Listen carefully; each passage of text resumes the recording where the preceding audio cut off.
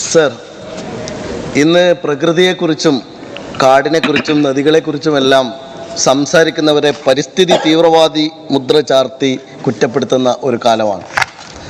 അതുകൊണ്ട് തന്നെ വളരെ ഗൗരവമായിട്ടുള്ള നാളത്തെ ഒരു ജനതയുടെ ജീവിതവുമായി ബന്ധപ്പെട്ട സുപ്രധാനമായിട്ടുള്ള ഒരു ചർച്ചയാണ് ഈ ബില്ലുമായി ബന്ധപ്പെട്ട് നടക്കേണ്ടത് എന്ന് ആമുഖമായി ഞാൻ സൂചിപ്പിക്കുകയാണ്. മണ്ണും പുഴയും ആകാശവും മലിനീകരിക്കപ്പെടുകയും യാതൊരു തത്വദീക്ഷയും ഇല്ലാതെ പ്രകൃതി ചൂഷണം നിർബാധം തുടരുകയും ചെയ്യുന്ന ഒരു ഘട്ടത്തിൽ നമ്മുടെ നദികൾക്ക് മരണമണി മുഴങ്ങുന്നു എന്ന് പറയാൻ ശ്രമിക്കുന്ന ആരെങ്കിലും ഇവിടെ വേണ്ടേ സർ? ഇക്കഴിഞ്ഞ ദിവസം നിയമസഭയിൽ വളരെ ദുഃഖകരമായ ഒരു അനുഭവം ഉണ്ടായി. ബഹുമാന്യനായ മുഖ്യമന്ത്രി സംസാരിക്കുമ്പോൾ കേരളവുമായി ബന്ധപ്പെട്ട ചർച്ചയ്ക്കിടയിൽ അദ്ദേഹം വളരെ ക്ഷുഭിതനായി ഒരു പത്രത്തിനെതിരായിട്ട് ആഞ്ഞടിച്ച് സംസാരിക്കുകയുണ്ടായി. എന്താണ് സർ ആ പത്രം ചെയ്ത കുറ്റം? കേരളത്തിൽ മാതൃഭൂമി പത്രത്തെക്കുറിച്ചായിരുന്നു ബഹുമാന്യനായ മുഖ്യമന്ത്രി സംസാരമധ്യേ പറഞ്ഞത്.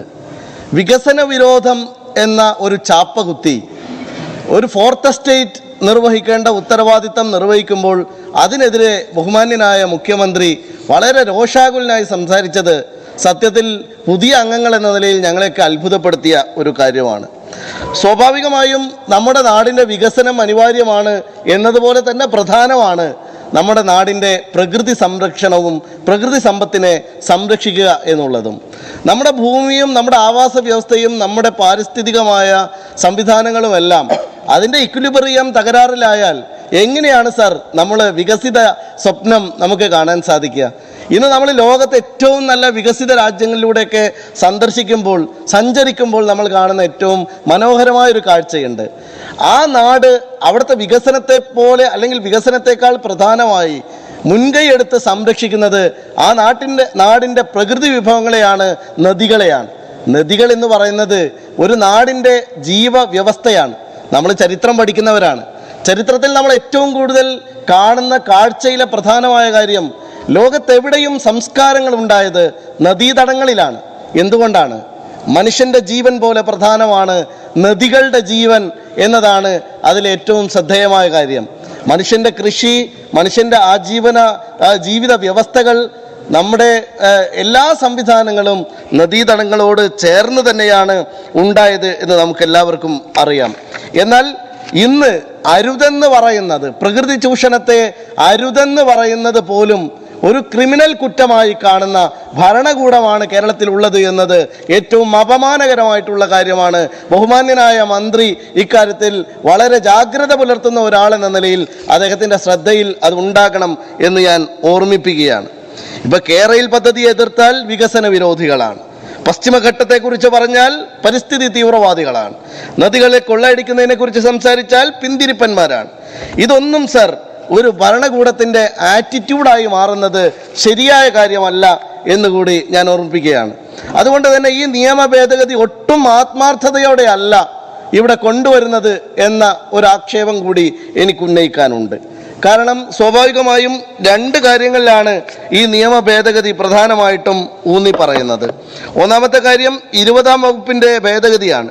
2001 മൂല നിയമത്തിലാണ് മാറ്റമുണ്ടാക്കാൻ പോകുന്നത്. അതിലെ പ്രധാനപ്പെട്ട ഒരു നിർദ്ദേശം 20-ാം വകുപ്പിൻ്റെ ഭേദഗതിയിൽ പറയുന്നത് നേരത്തെ ഉണ്ടായിരുന്ന 25,000 രൂപ ഫൈൻ എന്നുള്ളത് 5 ലക്ഷം രൂപയാക്കും. വളരെ സ്വാഗതാർഹമായ കാര്യമാണ്. നമ്മുടെ നദികളിലെ മണലെന്ന് പറയുന്നത് റിവർ ബെഡാണ്. യഥാർത്ഥത്തിൽ ഈ മണൽത്തരികളാണ് നമ്മുടെ നദികളുടെ സംരക്ഷണം ഏറ്റെടുക്കുന്നത് എന്നത് ഏറ്റവും പ്രധാനപ്പെട്ട കാര്യമാണ്. ഇത് തീർച്ചയായിട്ടും ഈ പിഴ ചുമത്താവുന്നതാണ്. നേരത്തെ എന്നെ നെല്ലിക്കുന്ന് വളരെ കാവ്യാത്മകമായിട്ടാണ് നദികളുടെ ഈ ഒരു സംരക്ഷണത്തെക്കുറിച്ച് സംസാരിച്ചത്. അപ്പോൾ അദ്ദേഹം അടിവരയിട്ട് പറഞ്ഞൊരു പ്രധാനപ്പെട്ട കാര്യമുണ്ട്. അല്ലെങ്കിൽ തന്നെ കൃത്യാന്തര ബാഹുല്യങ്ങൾ കൊണ്ട് വീർപ്പുമുട്ടുന്ന കലക്ടർമാരുടെ തലയിലാണ് പുതിയൊരു ലേലം കൂടി ഏൽപ്പിച്ചു കൊടുക്കുന്നത്. ശരിക്കും ഇതെന്തുകൊണ്ട് സർ നമുക്ക് വില്ലേജ് ഓഫീസർമാർക്ക് തിരിച്ചു കൊടുത്തുകൂടാ? കാരണം ഒരു കടവിൽ നടക്കുന്ന ഒരു ലേലം അല്ലെങ്കിൽ ഇതുമായി ബന്ധപ്പെട്ട ഒരു ഫൈന് ഈടാക്കുന്നതുമായി ബന്ധപ്പെട്ട കാര്യം, അതിൻ്റെ ചുമതല നമുക്ക് അവരെ വിശ്വാസത്തിലെടുത്ത് എന്തുകൊണ്ട് താഴെ തട്ടിലേക്ക്, ഡീസെൻട്രലൈസേഷൻ്റെ കാലമാണല്ലോ, നമ്മളെല്ലാം ഡീസെൻട്രലൈസ് ചെയ്യുന്ന ഒരു കാലത്ത് എന്തുകൊണ്ട് ഇതിനെക്കുറിച്ച് ബഹുമാന്യനായ മന്ത്രിക്ക് ആലോചിച്ചുകൂടാ? കാരണം കളക്ടർമാർക്ക് നിന്ന് തിരിയാൻ സമയമില്ല സർ. അതുകൊണ്ട് തീർച്ചയായിട്ടും ഈ കാര്യം ആലോചിക്കാം. എൻ്റെ നിയോജക മണ്ഡലത്തിലൂടെ വളരെ മനോഹരമായ ഒരു നദി ഒഴുകുന്നുണ്ട്. തൂതപ്പുഴ എന്ന് ഞങ്ങൾ വിളിക്കുന്ന കുന്തിപ്പുഴയാണ്. സൈലന്റ് വാലിയിൽ നിന്ന് തുടങ്ങി കിലോമീറ്ററുകളോളം പോയി ഭാരതപ്പുഴയെ സമ്പന്നമാക്കുന്ന മനോഹരമായ നദിയാണ്. പക്ഷേ ഇന്ന് അതിൻ്റെ ഒരു സ്ഥിതി വളരെ ദുഃഖകരമാണ് സർ. ഒരുപാട് നമ്മുടെ ഓരോ നിയോജക മണ്ഡലത്തിലും എനിക്കൊരു റിക്വസ്റ്റ് കൂടി ഈ ചർച്ചയിൽ പങ്കെടുത്ത് പറയാനുള്ളത്, ഓരോ നിയോജക മണ്ഡലത്തിലും MLA-മാർക്ക്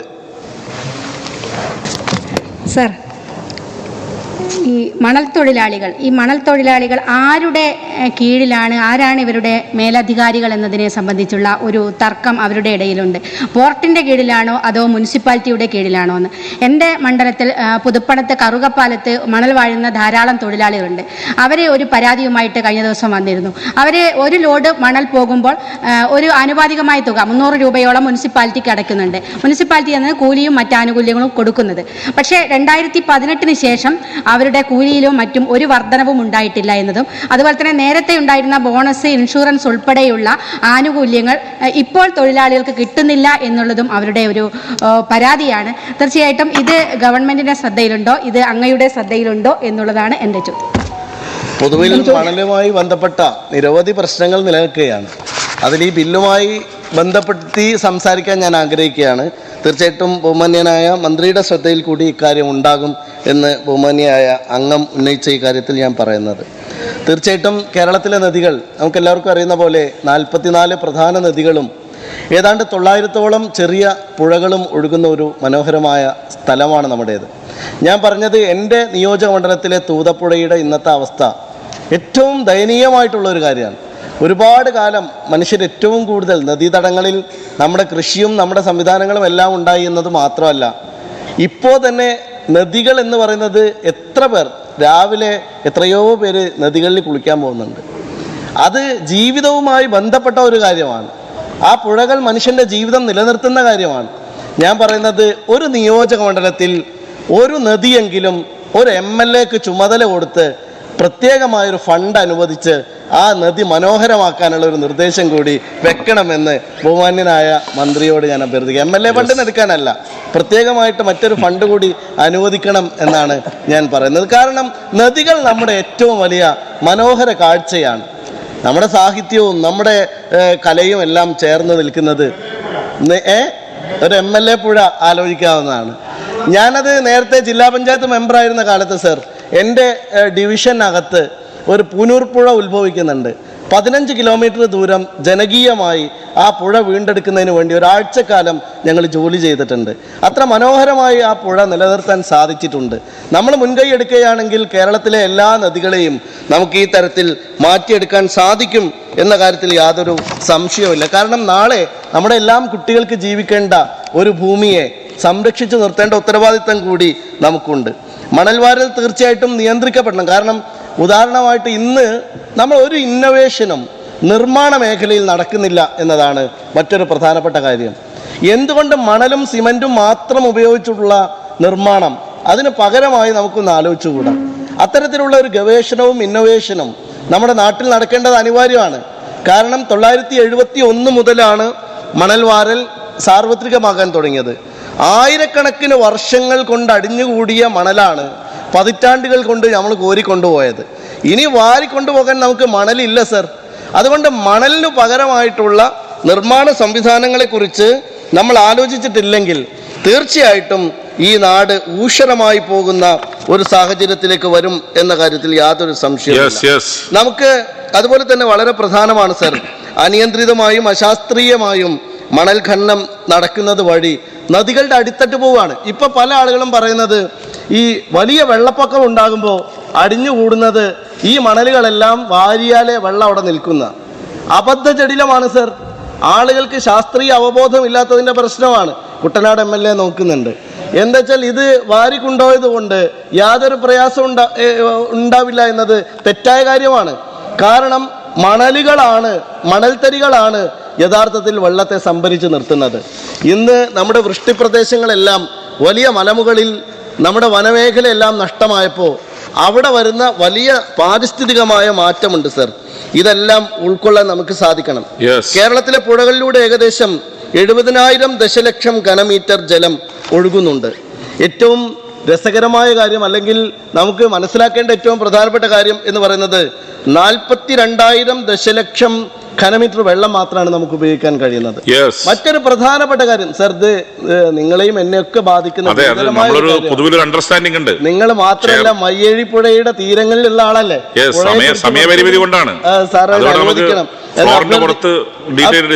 അഭ്യർത്ഥിക്കുകയാണ്. ഓക്കെ, ഞാൻ അവസാനിപ്പിക്കുകയാണ്. അപ്പൊ അതുകൊണ്ട് ഞാൻ പറയുന്നത്, ഈ നദികളിലെ വെള്ളമാണ് നമ്മുടെ ഭൂഗർഭജലം എന്ന് പറയുന്നത് വളരെ കുറവാണ് സർ. നമ്മൾ 85% നമ്മൾ ഇന്ന് ഉപയോഗിക്കുന്ന കുടിവെള്ളം നദികളിൽ നിന്ന് ലഭിക്കുന്നതാണ്. ഭൂഗർഭജലം 15% പോലും നമ്മൾ ഉപയോഗിക്കുന്നില്ല. അത്രയേറെ നദികൾ കൊണ്ട് സമ്പന്നമായ, കായലുകളാൽ സമ്പന്നമായ ഒരു നാടാണ് കേരളം എന്ന് പറയുന്നത്. ആ 85% കുടിവെള്ളവും ആശ്രയിക്കുന്ന നദികളുടെ കാര്യത്തിൽ നമുക്ക് എന്ത് ശ്രദ്ധയാണ് ഉള്ളത് എന്നത് വളരെ പ്രധാനപ്പെട്ട കാര്യമാണ്. അതുപോലെ തന്നെ നമ്മളിപ്പോൾ നദികളിൽ നല്ല നീരൊഴുക്കുണ്ടായിരുന്നു. ഇന്നത്തെ നദികളുടെ അവസ്ഥ എന്താണ്? അതാണ് ഞാൻ നേരത്തെ പറഞ്ഞത്. എൻ്റെ നിയോജകമണ്ഡലത്തിലെ തൂതപ്പുഴയുടെ കാര്യം പറഞ്ഞത്, നീരൊഴുക്ക് പൂർണ്ണമായും നിലക്കുകയാണ്. ഈ നീരൊഴുക്ക് ഉണ്ടാക്കാൻ നമ്മൾ കേവലം നമ്മുടെ മണൽവാരൽ നിയമം എന്ന് പറയുന്നത് സമഗ്രമായി കൊണ്ടുവന്ന് ഒരു നദീ സംരക്ഷണ നിയമമാക്കി മാറ്റാവുന്നതായിരുന്നു എന്ന് പറയണം. ഞാൻ അവസാനിപ്പിക്കുകയാണ്. ഒരൊറ്റ പോയിന്റ് കൂടി പറയുന്നു സർ. നമ്മളിപ്പോൾ സാധാരണ പല രാജ്യങ്ങളിലും ആളുകൾ കൊല്ലപ്പെടുമ്പോൾ അവരുടെ കുടുംബങ്ങൾക്ക് നഷ്ടപരിഹാരമായി ബ്ലഡ് മണി കൊടുക്കാറുണ്ട്. ഞാൻ ഇവിടെ ഒരു നിർദ്ദേശം വെക്കുകയാണ്. ഓരോ നദിയിൽ നിന്നും മണൽ വാരുമ്പോൾ അവിടെ പിഴ ചുമത്തുന്ന തുക ആ നദിക്ക് ബ്ലഡ് മണിയായി കൊടുക്കണം എന്നൊരു നിർദ്ദേശം ഞാനിതിന് സമർപ്പിക്കുകയാണ്. കാരണം ആ നദി സംരക്ഷിക്കാനും ആ നദി ബ്യൂട്ടിഫിക്കേഷൻ ചെയ്യാനും ഇപ്പോൾ നമ്മുടെ ഈ നാട്ടിൻ പുറങ്ങളിലൂടെ ഒഴുകുന്ന നദികളുടെ 2 കരയിലും അതിമനോഹരമായി പൂന്തോട്ടം ഉണ്ടാക്കിയാൽ എന്തൊരു ഭംഗിയുണ്ടാവും സർ. നമ്മുടെ നാട്ടിലെ പ്രായമായ ആളുകൾക്കൊക്കെ നദിക്കരയിൽ വന്നിരിക്കാൻ ഒരു സൗകര്യം ഉണ്ടാക്കിയാൽ എന്തൊരു സൗകര്യം ഉണ്ടാവും സർ. ഞാൻ അവസാനിപ്പിക്കുകയാണ്. അതുകൊണ്ട് നമ്മുടെ ഈ വാണിജ്യാടിസ്ഥാനത്തിലുള്ള മണൽവാരൽ നടക്കുന്നത് മണലല്ലാതെ മറ്റൊരു വസ്തു നമുക്ക് നിർമ്മാണ പ്രവർത്തനത്തിന് ലഭ്യമാകാത്തത് കൊണ്ടാണ്. തീർച്ചയായും ഈ സർക്കാർ അക്കാര്യത്തിൽ ശ്രദ്ധ പുലർത്തി അത്തരത്തിലൊരു നിർമ്മാണ പ്രവർത്തനത്തെക്കുറിച്ച്, അതിനൊരു സമാന്തരമായ ഒരു കാര്യത്തെക്കുറിച്ച് നമുക്ക് ആലോചിക്കേണ്ടതുണ്ട്. അതുപോലെ തന്നെ നേരത്തെ എന്നെ നിൽക്കുന്ന ഇവിടെ പറഞ്ഞ പോലെ സാൻഡ് ഓഡിറ്റ് ചെയ്യാതെ ഒരു പുഴയിൽ നിന്നും മണൽ വാരാൻ അനുവാദം. അതുകൊണ്ട് ഓരോ നദിയിലും വാരാനുള്ള മണൽ ഉണ്ടോ എന്നത് സാൻഡ് ഓഡിറ്റിംഗ് വഴി മാത്രം നിശ്ചയിക്കാൻ കഴിയുന്ന കാര്യമാണ്. അതുകൊണ്ട് സാൻഡ് ഓഡിറ്റിംഗ് നിർബന്ധമാക്കിയതിന് ശേഷം മാത്രമേ ഏതൊരു പുഴയിൽ നിന്നും മണൽ വാരൽ അനുവദിക്കാൻ പാടുള്ളൂ. നമുക്കെല്ലാവർക്കും അറിയുന്ന പോലെ കാലാവസ്ഥാ പ്രതിസന്ധി വളരെ രൂക്ഷമാവുകയാണ്. കുടിവെള്ളം എന്നതാണ് ഇന്നത്തെ ഏറ്റവും വലിയ പ്രതിസന്ധിയായി തീരുന്നത്. ഇത്രയേറെ ജലാശയങ്ങൾ നമുക്ക് ദൈവം കനിഞ്ഞരുളിയിട്ടും ആ ജലാശയങ്ങളെ സംരക്ഷിക്കാൻ ഒരു ഭരണകൂടം പരാജയപ്പെടുകയാണെങ്കിൽ അത് വലിയ പരാജയമായിരിക്കും. വളരെ ദിഷണാശാലിയായ ഒരു മന്ത്രിയാണ് നമ്മുടെ റവന്യൂ വകുപ്പിനുള്ളത്. അതുകൊണ്ട് അദ്ദേഹത്തിന് വളരെ ദീർഘദൃഷ്ടിയോടുകൂടി ഇക്കാര്യങ്ങൾ കാണാൻ സാധിക്കും. ഇത് എന്റെയും നിങ്ങളുടെയും ജീവിതത്തിന്റെ മാത്രം പ്രശ്നമല്ല. ഇനി ഈ മലയാളക്കരയിൽ ജനിക്കാൻ പോകുന്ന കുഞ്ഞുങ്ങൾക്ക് വേണ്ടി കൂടിയുള്ള ഒരു സംഭാഷണമാണ് എന്ന് ഞാൻ മനസ്സിലാക്കുന്നു. തീർച്ചയായിട്ടും ഇതിൽ ഈ ഭേദഗതിയോട് വിയോജിപ്പ് രേഖപ്പെടുത്തിക്കൊണ്ട് ഒരു സമഗ്രമായ നിയമനിർമ്മാണത്തിന് മുൻകൈ എടുക്കണമെന്ന് അഭ്യർത്ഥിച്ചുകൊണ്ട് നിർത്തുന്നു. ശ്രീ KV സുമേഷ് ചുമതലപ്പെടുത്തിയ പ്രകാരം ശ്രീ P മമ്മിക്കുട്ടിക്ക് ബിൽ വീണ്ടും അതേ സബ്ജക്ട് കമ്മിറ്റിയുടെ പരിഗണനയ്ക്ക് അയക്കണമെന്ന 2B നമ്പർ ഭേദഗതി അവതരിപ്പിച്ച് സംസാരിക്കാവുന്നതാണ്.